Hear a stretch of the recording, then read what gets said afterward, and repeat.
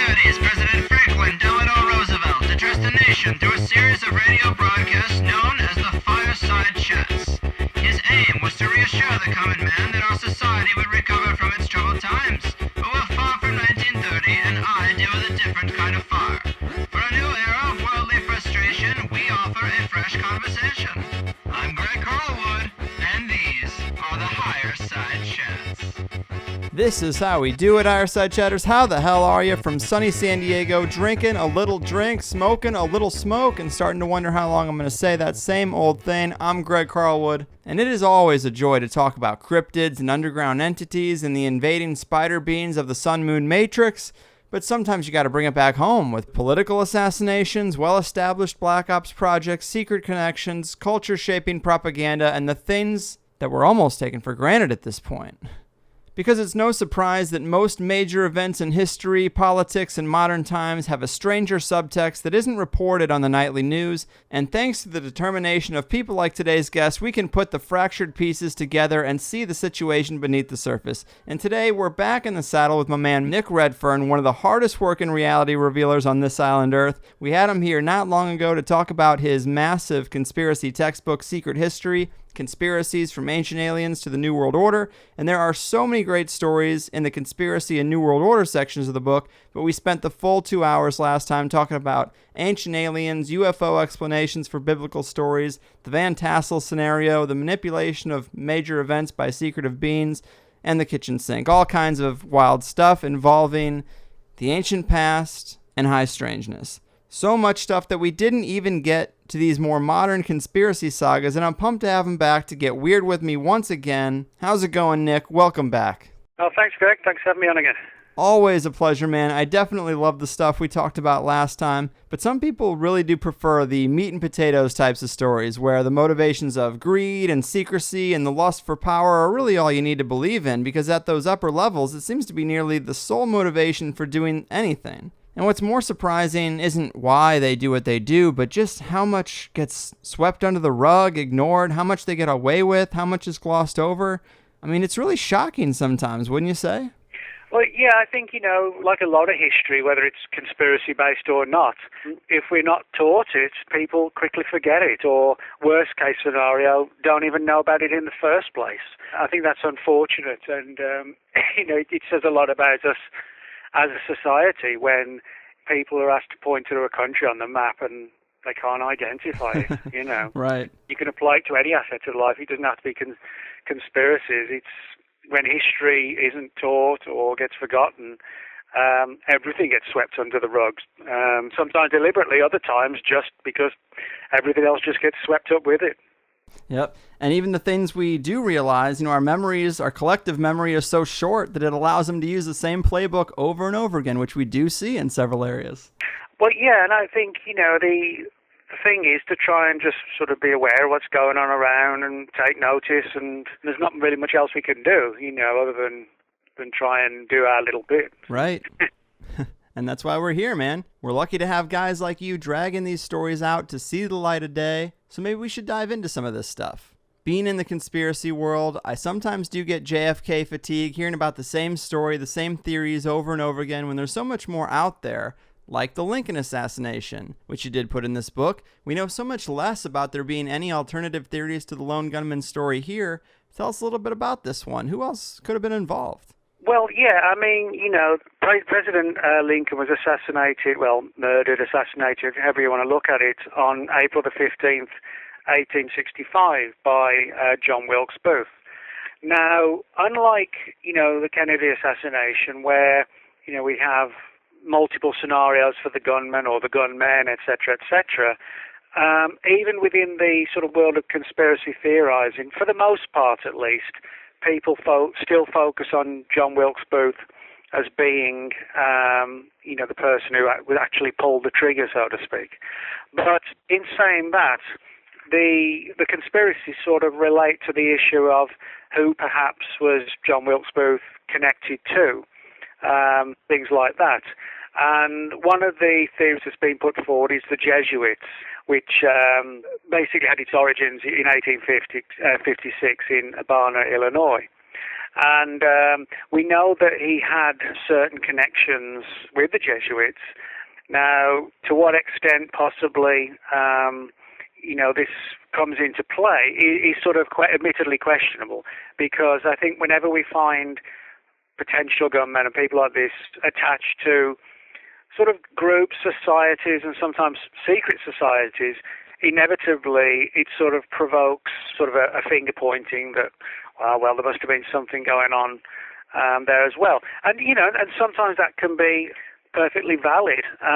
There's also the issue of the British-based Masonry organisation being involved as well. Yes. And one of the theories as to why the British establishment might have wanted Lincoln gone is because if he was killed, if he was murdered, it potentially had the ability to sort of cut the US in two, north and south. And so, in other words, the power that one would have would be both sides, then would be less, there'd be less power. And the theory was that it would allow the UK to influence to a greater and stronger degree, and possibly even allow them to take over the banking system and take control there. So you've got wildly different theories as to how John Wilkes may not have just been sort of, a disgruntled assassin, but may have been sort of hands and, players in the background directing things that even today we haven't really uncovered all the facts possibly. Yeah, I think it's really interesting, and sometimes the further you go back in history to a story like the assassination of Lincoln, I think the official story is way more cemented in people's minds as opposed to JFK, where they were more skeptical from the start. Or maybe it's just the mainstream narrative being the loudest won out over time, like we were saying. But you gotta question everything when the same shadow powers are in play. And for my money, the lone gunman theory almost never seems to hold any water. No, and even when there is a lone gunman, I think one of the things that makes people wonder is the fact that you have these strands. As I said, we've got the Jesuit thing and the UK thing being tied to John Wilkes Booth. And then with Lee Harvey Oswald, we've got the fact that, he travelled to Russia and he was linked with the Cubans and Jack Ruby and people like this.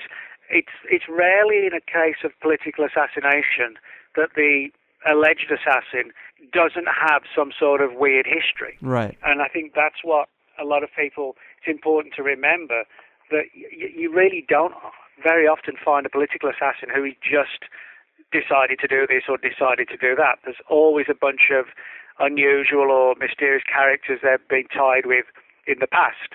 And I think, that's a pattern we need to be aware of and to take notice of as well.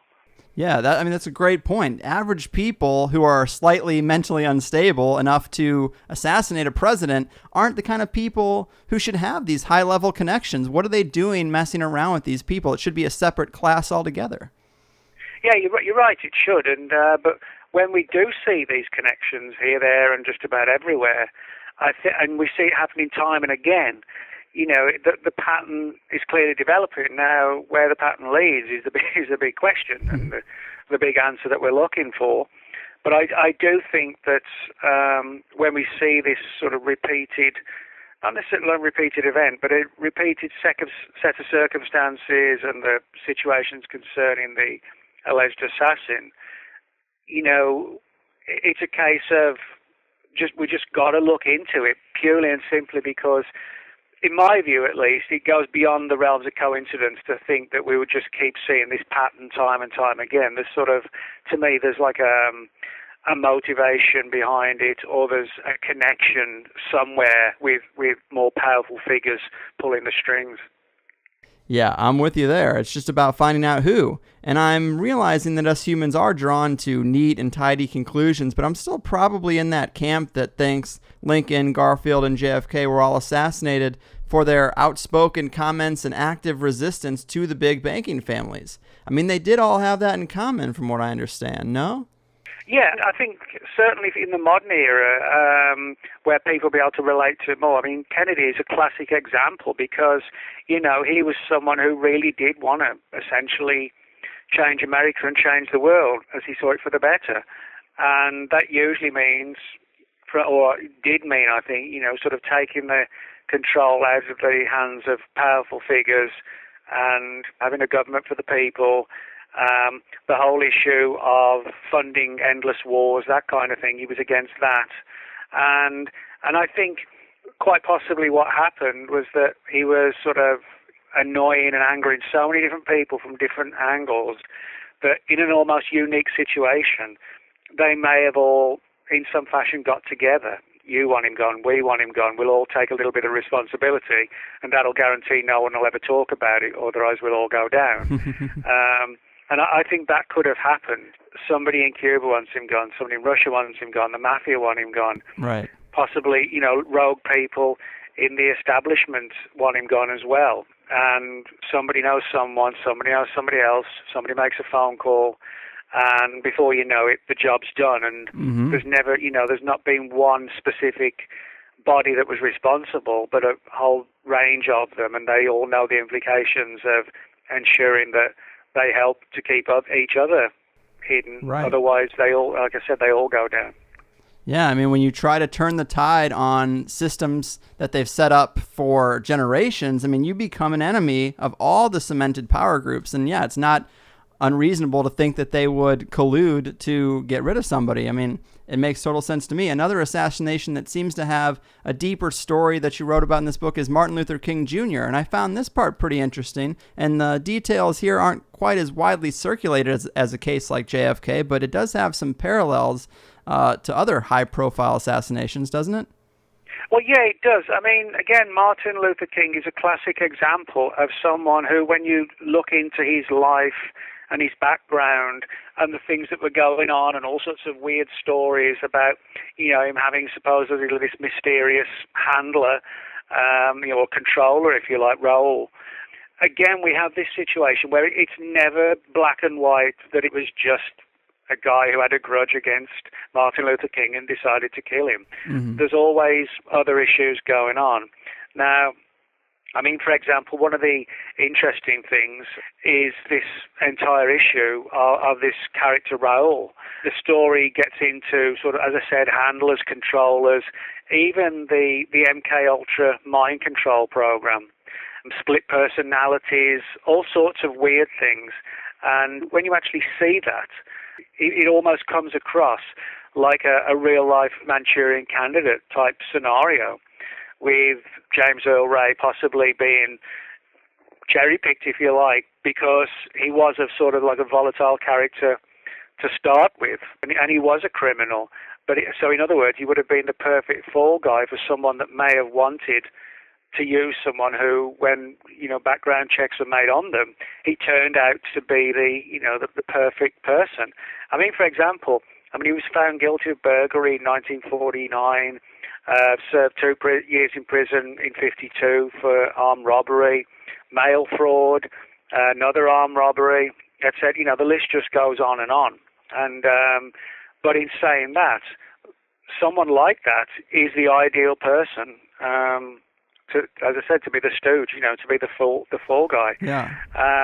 But we do. I mean, even for example, the Department of Justice, look very deeply into these claims of a secret handler and all these stories about other people pulling the strings and so on. And my view, one of the things I point out, a lot of people point the finger at the government and say, the government's the bad guys and the CIA did this.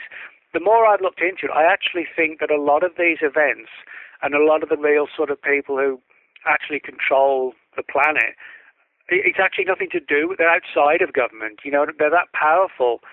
They, ancient families, rich families, secret orders, people who can get things done without anything being noticed and without any oversight because they don't need to ask for oversight.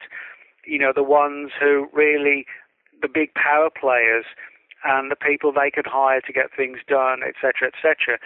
I think very often it's these sort of rogue bodies that are the ones responsible, and we say, a lot of people say, oh, it's the FBI, it's the CIA, when I actually think, it could be sort of, or more likely to be sort of shadow agencies, things like this. And I think that could be the case with James Earl Ray, that people may have wanted Martin Luther King gone, because they felt, from our perspective, he was a major hero in the United States. He changed the country. Mm-hmm. There may have been people, not necessarily in government, but again, certain power players on the world stage, never mind the US stage, on the world stage, who wanted him gone, and somebody had to be found to be the fall guy, like Oswald, and so that may explain why the DOJ went looking, couldn't really find anything, and some people say, oh well, they covered it all up.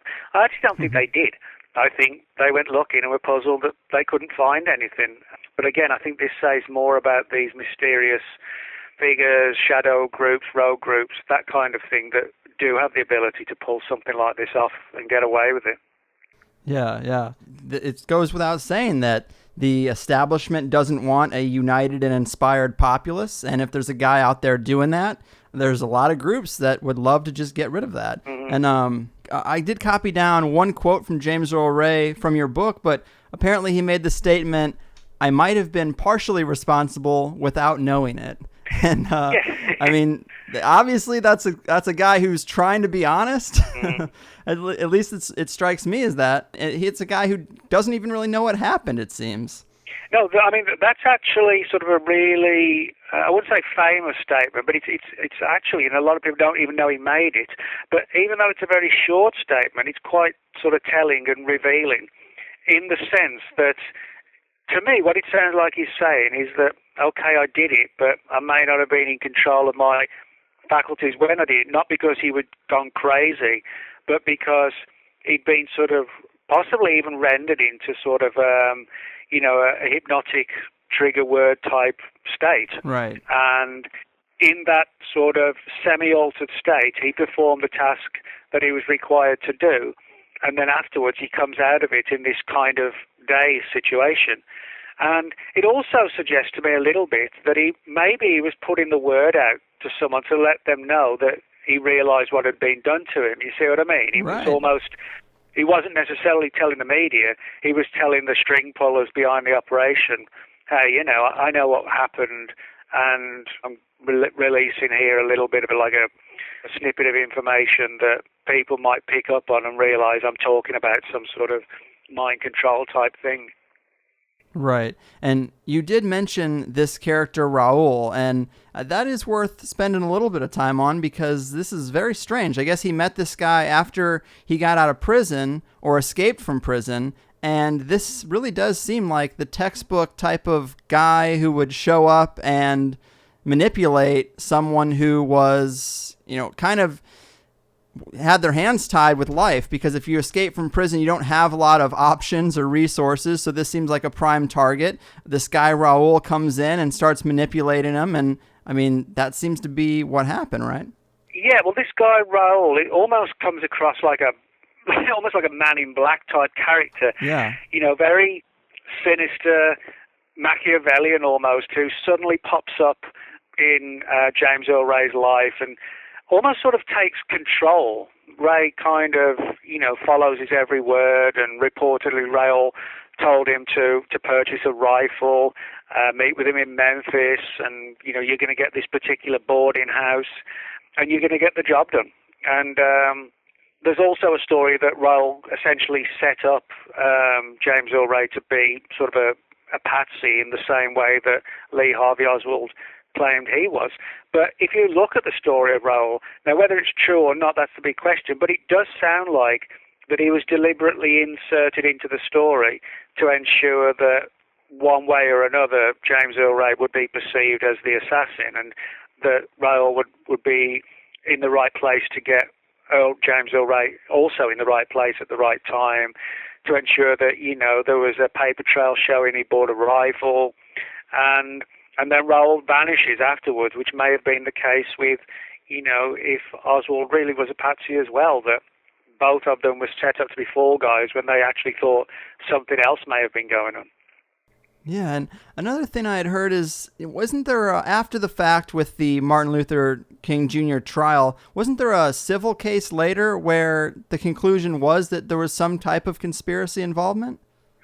Well, yeah, there was, but I mean, again, it's one of these things where, very often sort of like a civil suit or, one that isn't sort of, I guess, like an official police investigation or the FBI, it never really sort of catches the attention or, unfortunately, just doesn't always have the credibility in many people's eyes that, oh, well, somebody just came to a different conclusion. I think that's how it's often looked at, you know what I mean? Mm-hmm. I think a lot of people are critical, for example, of the Warren Commission report because it was an official government report and everybody knows the conclusions. Right. And, whether people believe it or not, they know it. Far less people know, for example, in the 70s when you had the Select Committee on Assassinations that actually concluded there was a conspiracy. A lot of people forget that. Yeah. They say, well, no, the government's conclusion is the Warren Commission, which technically it is. But equally technically, the 1970s report is just as valid in concluding that there was a conspiracy. Mm-hmm. But in other words, it's kind of like the situation with Martin Luther King, that another conclusion comes along further down the line after a very high-profile conclusion becomes a part of major history, and the one further down the line just gets swallowed up or just forgotten. Yeah, I mean, once the event is no longer in the public's eye, the main public's focus, I mean, what difference does it make? Sometimes the truth does come out later, but the history books have already been written. The kids are being taught in school that this is how it was. And the alternative idea is sometimes it's common perception, but I mean, it still never gets full validity because it's already been cemented in history. Yeah, and of course, as I said, the other problem is, even legitimately, unfortunately, people just say, well, they came to a different conclusion, big deal. Right. We've already got one conclusion, so why should we believe that one? I think a lot of people take that approach as well. So, it's just unfortunate that the speed that events occur and investigations are launched and concluded and it's all wrapped up. Yeah. And people move on. It's almost like, well, what else are we going to do but move on, unfortunately. Yeah. I also find it interesting that there's a disproportionate number of patsies with 3 names: John Wilkes Booth, Mark David Chapman, James Earl Ray. It's kind of uncommon. Well, most people have a middle name, but it doesn't get used. But you often find that in cases involving assassins, the media decides to use the middle name. I've got a middle name, David, but, it never gets used. Right. But with assassins, it's almost always used, and it's almost like, that 3 names rolling off the tongue: Lee Harvey Oswald, James Earl Ray, Mark David Chapman, the list goes on. It is almost, to me, it seems like it's done so people will remember it, mm-hmm. And they'll focus. John Wilkes Booth even. People will focus on it. If you just say John Smith or John Booth, it doesn't sound that memorable. If you say John Wilkes Booth or Lee Oswald, but Lee Harvey Oswald, it has more of a, and I don't mean in a good way, it becomes infamous, but in an infamous way, sort of a 3-name title. Yeah. Does become memorable in history, and I do sometimes wonder if that's the reason for it, that it's designed to keep that person in profile rather than someone else who may have been the culprit. Mm-hmm. Yeah, maybe it's a little neuro-linguistic programming that we just haven't solved. Speaking of those types of things, you also do dedicate a few pages to MK Ultra, and of course, I'm sure all the listeners are familiar with the term and that it was the CIA's mind control program in the 50s and 60s, but you've done a lot of research into it. What threads do you find most interesting in the MK Ultra saga? Well, one of the ones that fascinates me, and which I've written about in a couple of books, and which I sort of touch upon here, is the way in which MK Ultra and some of its sub-projects may have actually been involved in the UFO subject as well. Right.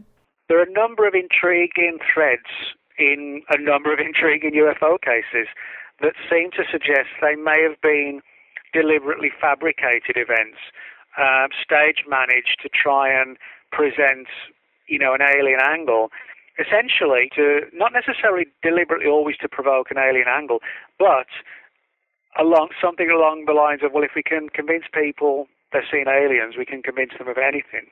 Let's experiment on people to the absolute extreme possible, and if we can convince them of this or convince them of that, then the program's clearly good to go. And I think, that's an important thing to remember. A lot of people don't realize, or I should just preface this by saying, the famous Betty and Barney Hill case of 1961, the alien abduction story, missing time, etc., etc. Well, John Fuller wrote The Interrupted Journey in 1966, which was pretty much, the first full-length book on alien abductions. A lot of people don't realize that John Fuller actually met with some of the MK Ultra guys in the 50s, and at one point there were people who on the inside who wanted him to tell the story of MK Ultra, and he took a deep fascination in MK Ultra for years. And there are theories and rumors that he may have been brought on board to essentially tell the alien angle of the Hill case, knowing there was something else to it. I mean, I'll give you another example. In the turn of the 1970s, he wrote a book called The Day of St. Anthony's Fire. I don't know if you know that book, but it's about an outbreak in France. It's a non-fiction book about an outbreak in France of essentially just an outbreak of wild hysteria, just sort of almost like crazed hysteria in this little French village. Mm-hmm. And there's good evidence now that this was some sort of mind control, not so much mind control with chemicals, but possibly some sort of aerosol-based stimulant to affect people's minds. And he wrote an entire book about this. And in more recent years, more and more data has come forward on this little French town, suggesting it really was targeted for things like hallucinogenics and just to, see how it would affect people. And that Fuller should have written about it in 1970 suggests he may well have had some inside data. So I think, for us, I know for me, definitely one of the angles is, although I think there is a genuine unknown UFO phenomenon, I also think that phenomenon may have been used, again, by sort of rogue agencies and things like this to see how far the UFO subject can be used as a cover for other things, and possibly even as a tool one day of manipulation. This whole scenario of creating fake UFO events to essentially frighten the population, like a control factor, that kind of thing. Yeah, it could be. And just like MK Ultra having ties to both the CIA and ufology, the same can be said about Disney. Let's talk about this Disney UFO documentary. It seems pretty weird. I mean, now I've heard you can see most of it on YouTube, but I mean, how did this happen? Well, yeah, this is sort of almost one of those strange but true kind of things, or the truth is stranger than fiction, that sort of scenario. Yeah. We have to sort of to understand the sort of the full story of the Walt Disney CIA connection. We have to go back to the early 50s when there were major waves of UFO activity all across the nation, in fact the world. 1952 particularly was a really major year. And we know through Freedom of Information Act documents that the Air Force, the FBI, and the CIA were concerned. And the Air Force, certainly, and the FBI were looking into, UFO reports and collecting them. One of the bodies, I should say, of the CIA that looked into it was called the Robertson Panel. And although the Robertson Panel was UFO themed, it wasn't so much looking at the issue of, what UFOs are where they're from.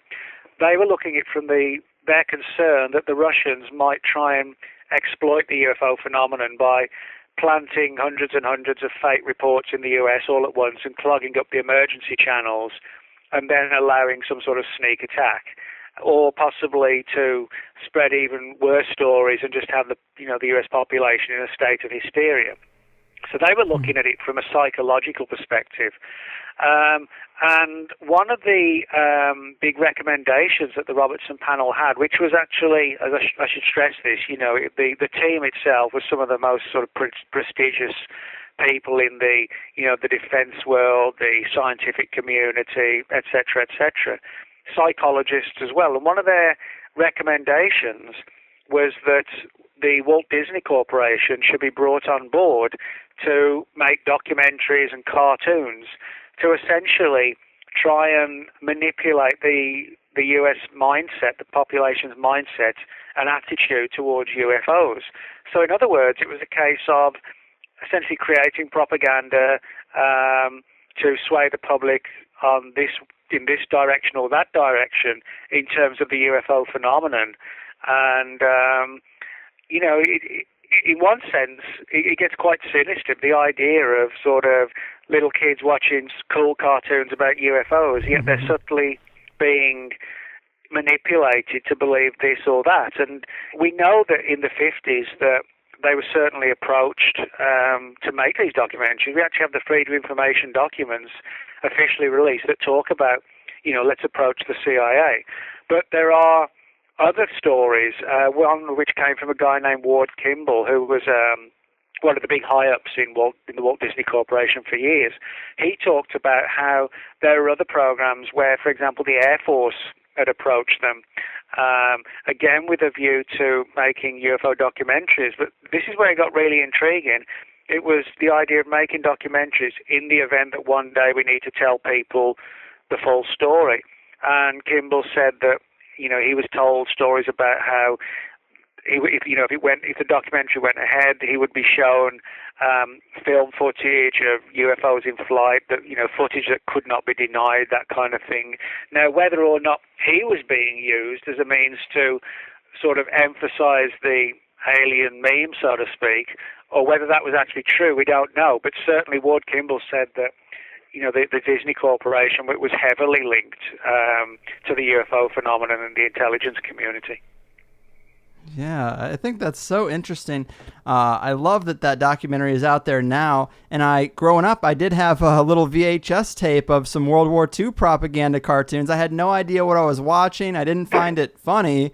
But now that I've seen those things again, I'm like, yeah, that's complete propaganda about paying your taxes and how the U.S. empire is the good guy and just all that stuff. And it's like, why are you talking to kids about this? They don't have taxes to pay. Well, yeah, and I think one of the issues with children is we're all of us when we're kids we're sort of quite impressionable, right? And that's an important thing to remember, and that's why I often sort of worry about. Occasionally worry, I don't dwell on it, but I mean, kids today, they really don't have the sort of lives we had growing up. Everything's about staying indoors, and you just listen to this and you get your news here. Right. But don't go outside and play. My God, you might get killed. You might fall over and cut your knee. You know what I mean? Yeah. Now, this comes back to what I said about kids being impressionable, that they're brought up today to accept that sort of, what in English is called the nanny state, constant, well, don't do this, because that might happen to you, and don't do that because this might happen to you. And if you don't do anything, well, nothing's going to go wrong. And I think, again, that's sort of today's equivalent of placing an impression upon someone to achieve a means and an end. Right. I mean, when I look at Disney, I sometimes wonder if the social experiment or the social engineering experiment of Disney with their connections to the CIA and propaganda videos and this UFO documentary, I wonder if that's where it ends or not, because it would seem logical that it would extend to other areas of Disney, and there are researchers like Freeman Fly and Jamie Hanshaw who talk about the princess programming of Disney, that girls are taught to be materialistic and have unreal expectations of love. And also, there's not very many Disney movies that have a strong mother. You could say that's social engineering and trying to disrupt the family, because in every Disney movie, it's either an evil stepmother or they kill the mother, but there's very few. I struggle to even name one off the top of my head that has a strong mother character. Yeah, I never really thought about that, to be honest. But, this sort of gets to the heart of a lot of conspiracies, for me at least, in the sense that what all this points to is us not seeing the big picture. We've seen a fragment, or we've seen an image, and we have an interpretation, but we're not seeing the full picture of what's going on behind the scenes and what the motivation is, for what is going on behind the scenes. And I think that's a very important issue as well, and I'm just not sure how we go about taking things further in some of these cases. I mean, I think it's like a lot of people with the Kennedy assassination, just to quickly jump back to that. People say, yeah, it's the Cubans or it's the Russians or the mafia or whoever. And very often, like you said, people want it black and white. But it's kind of like with the Disney thing. when you have threads of a story, generally there are more and more threads, but they don't, the more you dig into it, they often go in a lot of other directions. Right. Like, for example, the Walt Disney and the CIA. Well, yeah, it was, with the Robertson panel, but then Ward Kimball said it spread further to the Air Force wanting to bring them on board as well. And there are also stories possibly about them having access or being given access at some point to like alien autopsy footage, that sort of thing. Now, that sort of begs the question about these stories of alien autopsies. Were they real, or was that some part of some sort of ruse to sort of try and convince people that aliens are here and it's not some sort of social control tool, Right. Yeah, it's tough to know, and you are right. There are so many threads. Another one in the Disney thing that I just thought of is all the subliminal messages people say they see. In some of the movies, they're a little bit sketchy, and you're like, oh, I don't really know if that says sex in the clouds in Lion King, or I don't really know if he says take off your clothes in Aladdin.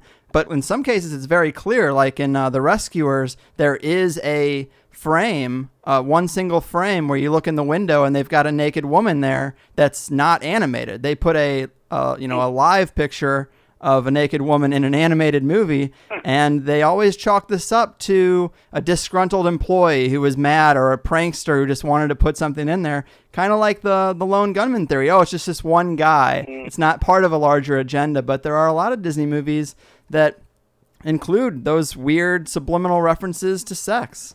Yeah, I didn't actually know that.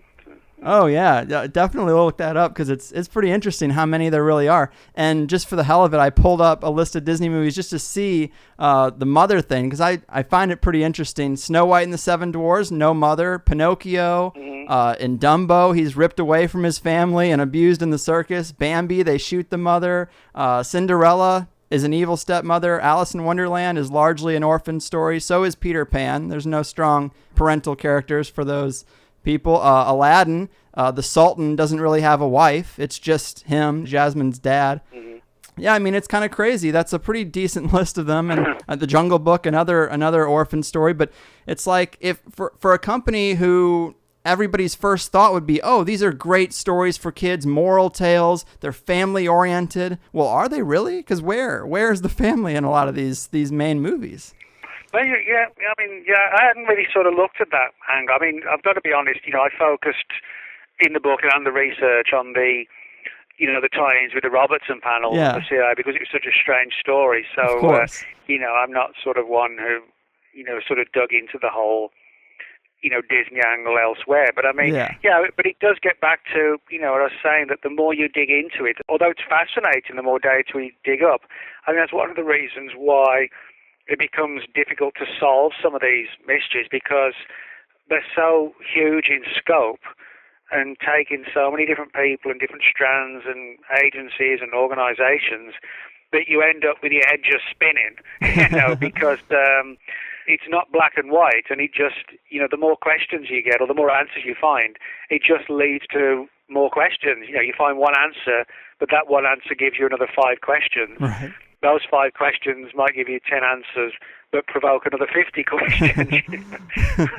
I hear you, man. And I did took us way off the map, but to bring it back to your book here and bring it back to aliens for a minute, you also do write about in here about cattle mutilations quite a bit. And I guess cattle mutilations are something I got the gist of when I was a kid, getting involved in UFO stories, but I never really dug too deep. But these are really interesting cases, because they did leave behind some physical evidence in a lot of cases, didn't they?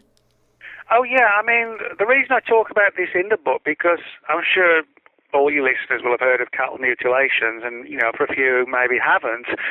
Predominantly, it sort of began in the 60s, although there are some stories of earlier ones, where cattle, chiefly cattle, but sometimes horses and other animals, were found dead, with organs removed, with skin removed, tongue gone, eyes, sexual organs.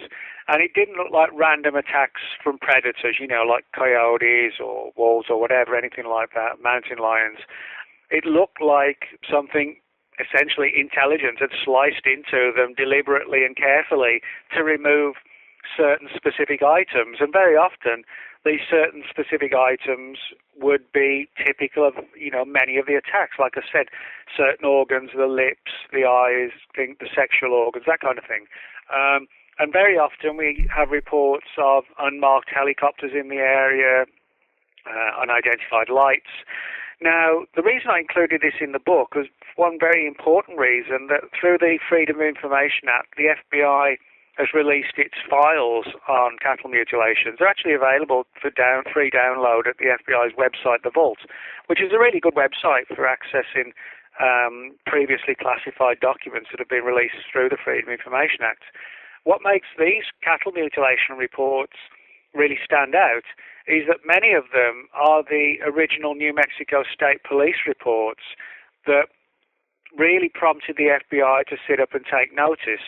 And, if you look at the police reports, they sound like something straight out they sound like real X-Files, and in many respects they are. For example, there's a case from 1976 investigated by police officer Gabe Valdez, where a rancher had found one of his cows missing, and in the area there were these weird tripod landing marks. Scientists came out, this is all in the files, found that where the tripod marks were found, there were elevated radiation readings. There was a strange sort of chemical liquid found at the site, which upon analysis nobody could figure out what it was. There were reports of black helicopters flying over us in subsequent nights. And this is just one of dozens of reports. The documents that the FBI have released are probably in the region of about 300 pages now, and I think about 150 are at the site. The other ones are sort of what's called the Rommel Report, which was a report prepared by Kenneth Rommel, former FBI agent, who put it all down to predators and things like this. But if you read the original raw documents, which are at the Vault, it's hard to come away from reading those and not realize that something strange is happening. I'm not saying that there isn't a UFO component, but if you look at the reports, it kind of sounds more like a rogue agency, because the FBI clearly were not, they weren't obviously involved. They were trying to figure out what was going on, that they weren't part of some conspiracy. They're like, what the hell's going on? Is this our jurisdiction? But it sounds like some sort of rogue agency may have been doing some sort of biological warfare or chemical warfare testing, or both. Or possibly, and this gets even more disturbing, fearful that some sort of virus had entered the food chain and were randomly targeting cattle around the United States at random to see if there was any evidence of these emerging viruses or not. That would, you think how many people in the US eat beef. Right.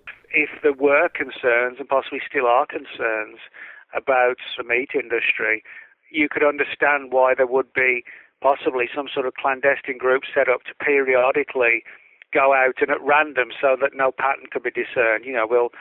We'll target a cow in Montana, and then we'll fly over to Nebraska, and then we'll, et cetera, right. And do 3 or 4 targets in each state and try and figure out, is something going on?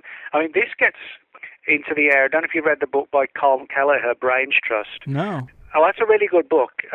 What it's all about is the massive raise that's occurred in the last few years.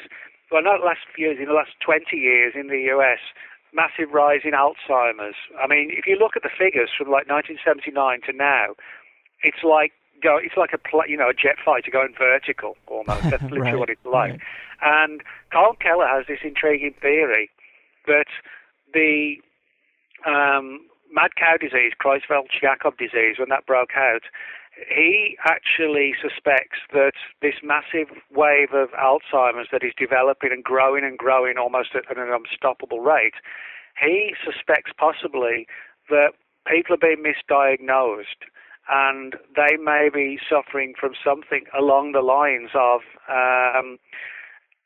like a CJD, the human variant of mad cow disease, because a lot of the symptoms are extremely similar. Now, I know a lot about this because, unfortunately, my mum died of Alzheimer's. Now, her diagnosis was, she started to get confused. She started to get, where she couldn't work properly. She was worked in a at a petrol station. She was like the secretary, and she couldn't do like balance the guy's wages at the end of the week. She got mixed up with that sort of thing, and it progressed and progressed. And she had to go and see an Alzheimer's specialist who asked her the kind of things, what year is it, what date is it, things like that. And it was clear that she had some sort of dementia, and he said, well, it's the classic symptoms of Alzheimer's. But the important thing is, and this is the same in the US, they don't always do like a scientific medical check. It's essentially like a psychological check, and then they will come back and, do more checks, and if the symptoms are worsening, that's a sign it's like Alzheimer's. And Kelleher points this out, the fact that how easy it is for the misdiagnosis to occur when you're going on the symptoms. But, there are other similar conditions. There's like one called Kuru, known as the Shivers, a famous story about a tribe in New Guinea who resorted to cannibalism, and they developed a form of essentially like CJD, and they had the same symptoms. It wasn't Alzheimer's, but it affected them in a very similar fashion.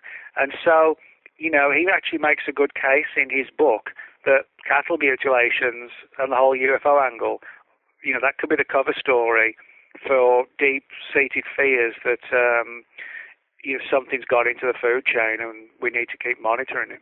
Man, I eat a lot of beef, so that is a little concerning. But man, there's so many poisons in modern society. It's so hard to isolate any one cause, but it definitely could be. It makes sense. Yeah, being originally coming from England, I remember well when the whole CJD mad cow thing broke out. It was almost like The Walking Dead. They're going to say, there were headlines like Britain infected, you're going to have to be placed under quarantine and all this. And they literally killed pretty much the UK cattle herd, millions of cows, just killed them all. And then it jumped to people, and that's when, the panic started. But up until that point, a lot of English people ate beef. But the number of people who actually got CJD was small, even though, interestingly enough, English figures for Alzheimer's have rocketed as well. So, you could make that argument there too. But a lot of people who ate beef didn't get sick. So I don't think, everybody has to worry. But if there is something along these lines going on, a certain percentage of the population may ultimately become affected by it. Yeah, man, dark stuff, especially when the damage is already done. But that's a scary thing, because some of these conditions actually can sort of take years to kick in. Kuru, the one I mentioned, that takes decades. It's pretty much wiped out now, but you occasionally still hear a story of it. But that, for example, that took decades, and people have wondered if in certain people, mad cow could sort of lie dormant for years and then suddenly kicks in, decades later. Yeah, it totally could be, and it is a little suspicious that in the 90s it was a big thing. I read even a Michael Moore book that focused heavily on mad cow disease, and now nobody talks about it. It's not a thing. Don't worry about it. Yeah. Another interesting story in here that I wanted to talk about, and it is funny because, when skeptics say things like, oh, sure, there's always a conspiracy to you guys. There's always an alternative story. Well, you write about the disaster with the Challenger shuttle launch, and everyone knows it blew up in midair, and it's not shocking that something like that would happen at least once due to a freak accident. But here again, there seems to be a deeper story, possibly. Oh, yeah, and again, the story that I tell in the book actually comes from the FBI's own files. It's not a case of me or some conspiracy theorist saying, oh, it must have been sinister because it exploded. No, this actually comes from the FBI's own files.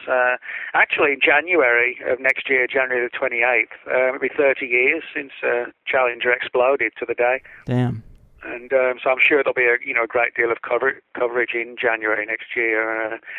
I won't say it's the anniversary, kind of almost sounds like you're celebrating it, but, it's the 30th year of the event in January. Yeah. And essentially, the explosion, the disaster and the deaths of the astronauts was just put down to a disastrous, tragic event, essentially caused by an explosion of oxygen and hydrogen propellants that blew up the external tank. And then, of course, the whole thing erupted. It's a little known story that even in NASA's official report, they actually conclude that probably the astronauts survived in the escape pod and were actually killed from the impact of when they hit the ocean. There's certain suspicions and reasons why to believe that they still were alive. I mean, they may have been unconscious, but they may not have been. But that's actually in the official report, that they suspected that the astronauts weren't killed when it exploded on takeoff. That they lived a while longer. But what's interesting is that, again, in the same way that the FBI has uploaded its cattle mutilation file to its website, the Vault, it's also uploaded its file on the investigation into the space shuttle disaster. Now, the reason why the FBI opened an investigation was because a number of people contacted the FBI to say that, hey, when we were watching it live on TV, I thought I saw like a flash of light hit the tank as if something had been fired at it. And there was talk of sort of small guided missiles and laser weaponry and things like this. And so the FBI went out and investigated these cases, and some of them were, very, very strange. For example, one came from a woman. The section of the file concerning this woman actually runs to somewhere in the region of 35 to 40 pages, many of which are actually still withheld to this day. And they talk about how she was in touch with what she called like higher forces, but it's clear, and there are actually a number of indications as to who she actually is. She's actually talking about essentially getting channeled messages from extraterrestrials. And rather than dismiss her as a kook or anything like that, the FBI investigated her story very closely and thoroughly, to where she related how these entities supposedly told her about some sort of group, a hostile group that was going to bring down the shuttle, and names of people involved and things like this. And it was all taken very, very seriously. And there are other cases where, for example, actually right here in Dallas, where I am, there was a guy who worked in the video industry, and he believed he'd seen something and he got recorded footage, and they came out, and not in a sinister fashion, they came out and said, hey, can we look at your tapes, your old VHS tapes, as it was at the time? And he's like, yeah, sure, if it's going to help. And so, in other words, you had a number of FBI offices on the East Coast, West Coast, Dallas, elsewhere, all looking into these theories that, the shuttle was destroyed as some sort of hostile event. And, I mean, some of the theories were really weird and intriguing. And as I said, that's probably why they were taken so seriously as well. But one of the things I find interesting, even to this day, is that, the case, I won't say the files weren't closed, they were closed, but they weren't sort of dismissed as, well, this guy's just crazy or this woman's crazy. It was a case of, please tell us what you think happened, and, we'll do our best to try and figure out what the truth is. Yeah, and there's definitely several interesting threads, and one that I thought really raised my eyebrow was apparently there was a guy who called a news station and said it was going to happen 2 days before it actually happened. I mean, that's pretty wild. Yeah, this was a really weird story. Now, this one, it actually involved a guy who reportedly did have sort of psychological issues, but the fact is he did call, to local newsroom and say, the shuttle is going to explode when it takes off. And, of course, a couple of days later, that's exactly what happened. Now, it turns out he'd made a number of previous calls to news outlets saying the shuttle is going to explode, etc., etc. And, somebody might say, well, if you keep saying that, eventually it's going to happen. But even that sounds too far-fetched to believe, you know what I mean? Yeah. The idea that if you say it twice, the shuttle's going to blow up, if you say it twice a year, that you're actually one day going to be right. I mean, such a specific alarming event. Most people, it's not like saying, oh, if I keep saying my next door neighbour's going to get a fender bender or whatever, Well, of course, that sort of thing happens all the time. That's a totally different thing. But this guy, he made specific claims that it was going to explode, not in space, but actually on takeoff. And they, the FBI went out, found him, and it was eventually dropped. They said that, we realized that he'd made these claims before. But if it was a coincidence and he didn't know something on the inside, it was a really eerie coincidence, the sort that just doesn't happen, really. Right, yeah. I'm with you. It's very odd. And I know a previous show we did, we talked at length about the Marconi deaths at that corporation from the 70s up to the 90s, and there's definitely plenty of strange ones that make you think there's not a coincidence. There's something more than coincidence going on. But in this book, you also write about an odd string of deaths that are involving scientists in the microbiology field. And these are a little bit more recent, I guess, between 2001 and 2005-ish. Can you tell us about a couple of these? Well, yeah, just for people who might be wondering about the Marconi thing, I actually wrote about this in an earlier book I did called Close Encounters of the Fatal Kind, about weird deaths in ufology. But this was sort of from the early 80s to the early 90s for the most part, where a lot of Marconi scientists who were working on spy satellite programs, underwater technology, some of them even working on President Reagan's Star Wars Strategic Defense Initiative, where the work had been contracted out to the UK. And they died in all sorts of weird circumstances, strange suicides, jumping off bridges, muggings, sudden out-of-the-blue heart attacks, things like this. And that's exactly what happened in the field of microbiology, but in the United States, from 2001 onwards. We had literally dozens of people in the field of microbiology essentially dying, just turning up dead. And for those who don't know, microbiology is basically the study of organisms too small to be seen, like bacteria and viruses.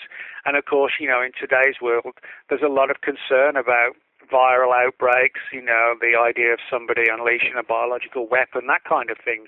So when these scientists started to literally drop like flies, there were big concerns as to whether or not there was a pattern and if they'd been targeted. And it pretty much all began in November 2001, and a guy named Dr. Benito K. And he was actually found dead outside his lab at the Miami Medical School in Florida. And there were stories about a mugger or a group of muggers, but it was sort of never really fully resolved to everybody's satisfaction, for sure. Now, 11 days after that, you had the death of a Russian microbiologist who defected to the UK, Dr. Vladimir Pasechnik, and he essentially spilled his guts on the former Soviet Union's biological warfare program to British intelligence, told them just about everything they needed to know. Well, as I said, just 11 days after Dr. K died, Pasechnik died as well. And this was like November the 18th, I think, something like that. Then on the 24th of November, the FBI got concerned about the disappearance of a Harvard biologist, Dr. Don C. Wiley.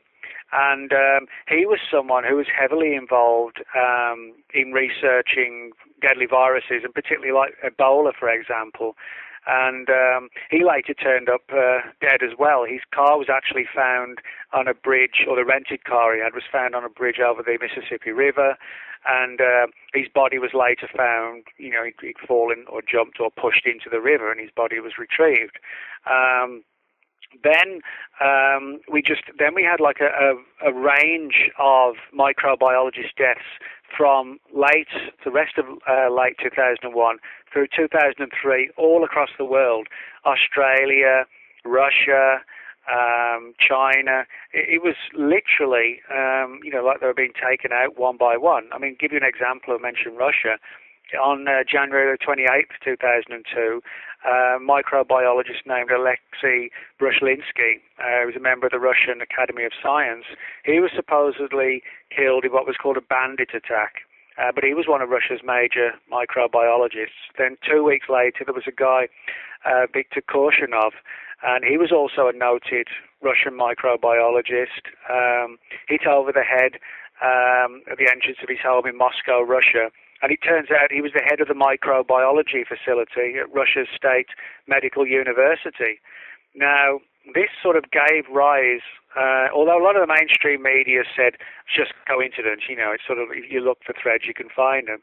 But like with the Marconi scientist, it was a series of deaths in such a short, delineated period of time. And so people started to get antsy as to, is it some sort of terrorist group targeting the very people who could help combat a viral outbreak? In other words, if there was somebody wanting to release, deadly pathogens, the best thing they could do would be to kill the people who might be able to find a cure. You see what I mean? Yeah. So in other words, then the other angle was that they were being killed because people were fearful they might be headhunted, by or kidnapped by terrorists to work for them. So we don't really know. All we know for sure is that just like the Marconi scientists, we had people dying under extremely weird circumstances, like sudden and out of the blue suicides when they weren't showing any signs of feeling depressed or suicidal, of jumping off bridges, of committing suicide by, dying from carbon monoxide by, putting a hose pipe from the exhaust through the car window and, dying. And random strange events that, just seem totally off the wall. And, some people have actually drawn a parallel here with sort of MK Ultra scenarios of people being given, when they took these high pressure jobs on, may have been subjected to sort of MK Ultra trigger wording scenarios, and when they finished their work or they got problematic and somebody wanted them gone, you give them the trigger word and they're in that trance-like state and they do what essentially somebody wants them to do, which may be jump off a bridge or commit suicide, in a car, that kind of thing. Yeah. Man, it's been great talking to you. Secret History, again, I loved it. It is a great book, and it's awesome that we got to talk about such a variety of things over 2 shows. I mean, it's a lot of material, and we definitely didn't even talk about half of it. So before we go, you want to let the people know where they can keep up with you again and where they could get this book before we call it in? Yeah, sure. Well, it's called Secret History, published by Visible Ink Press, and you can get it off the shelves in Barnes & Noble or on Amazon. People can reach me at my blog. If you just type in Nick Redfern, World of Whatever, that'll show you the link. People can also reach me at Twitter, or just type in Nick Redfern at Facebook, and they can find me there as well. Boom. Well, good deal. Thanks again. I'm sure we'll talk again before too long, but until that day, take care of yourself out there, man. You too, Greg. Thanks a lot. You got it. Rock me like a hurricane, people. Another one bites the dust. I think we definitely got into some interesting territory, Lincoln and MLK Jr., and some of the details around the alternative views of events there, which I think show larger signs of a wider pattern. We touched on MK Ultra, which I've been getting a lot of requests for a full mind control show, and I just so happen to have one right around the corner. But the threads between the CIA and Disney and MK Ultra and the UFO phenomenon, I find that stuff really interesting. I don't know what the hell to think, except a few key players had their hands in a lot of pots back then. It makes me wonder about the whole field of ufology. I mean, are they beings from outer space or the inner Earth? Are these people experiencing the effects of endogenous DMT dumps in the brain? Is the whole thing a psyop? Are UFOs the maintenance crew for our galactic fishbowl? I don't know. I wouldn't really be shocked to discover any of those answers are true at this point. I think you can make a good case for most of them if you're savvy enough. It's good to give a little airtime to cattle mutilations, which again, might be alien or might be man. Nick seems to think it was most likely military experimenting with weaponry or something perhaps research-based, but most likely a down-to-earth explanation. And I don't have any issues with that, except that one of the details in one of the accounts Nick talks about in the book says that one of the farmer's cows had both back legs pulled out of the socket as if something tried to lift it up from its back ankles, which is pretty freaky. And then, of course, the crazy string of Marconi deaths, which we discussed last week as a possible link to this sentient black goo. And, of course, we've spoken with Nick about the Marconi deaths in the past. And funny thing, I was listening to Joe Rogan, and he talked about the same string of deaths. And I do love when that happens, when an underground story with deep implications or a subject I consider really fringe. I love it when I see a breadcrumb to craziness just left out in the mainstream for all to see like that. Another time was when Graham Hancock was on Rogan and talked about Gnosticism and the archons and the idea that Yahweh is a negative archonic entity. I was like, shit, man, that's deep level stuff. And what I know some of you out there might say is the deepest stuff of all, Eric Dubay and the Flat Earth even got a mention on Rogan the other day. I could not believe I was hearing Eric Dubay's name come out of Joe's mouth. Such a funny series of events. All he said was that some crazy guy on Twitter told him that Eric Dubay had some great material on the Flat Earth, and Joe said he just replied in all caps, "No, he doesn't." And some people will find that dismissive, but, you know, I thought it was a little conspiratorial Easter egg to get to hear that. I mean, probably 5% of the listeners of the show know what the hell he might be talking about. But I do think conspiracy culture is growing. I think it's just becoming a part of internet culture, too. The internet loves to share taboos. I mean, what can you do? But in the Plus show with Nick today, we talked about other strings of deaths, doctors, bankers, microbiologists. Strange clusters, people. We talked about the anthrax attacks the week of 9/11 and the evidence that that was a lesser talked about false flag that faithful week in September 2001. We talked about Jack the Ripper and the theories behind that saga, depopulation, tracking devices, and all kinds of good stuff. You know the drill if you're interested. $5 a month. 5 shows a month, 95% of the time, because I know I was supposed to have another show out before the end of this month, but I got on the call and the guest just didn't have a good enough microphone or a quiet enough environment, and so we had to push it back a week. I am sorry. I was disappointed too, but I think it's just better to do it right than worry about what side of September 31st it's on. 9 times out of 10, I record interviews 2 or even 3 ahead to be safe and know how I'm going to roll them out, but I got a little jammed up and then didn't want to sacrifice the quality.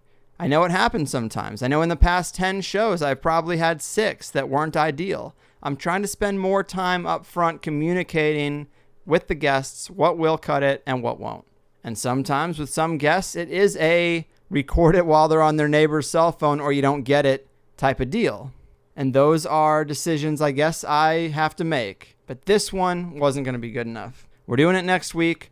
Of course, there will be 6 shows in September now. I have several already booked, and I'm pretty psyched. I'm catching up. There are a couple of powerhouses in there if the universe keeps smiling on me. September is supposed to be a crazy month, according to so many people. Economically, in relation to CERN, in relation to Jade Helm. Who knows? Conspiracy people always seem to think something big is coming. But I'm taking notice, that's for sure. I guess that's it for me today. I will pick a Money Bomb winner on the 31st. Watch your inboxes. Keep your pimp hands strong and your pentagrams tight. Your move, assassination architects, mind control masters, and propaganda programmers. Your frickin' move. I got a new life. You would hardly recognize me. I'm so glad. Now I'm amazing. I don't care about you. Why do I bother when you're not in the club with me?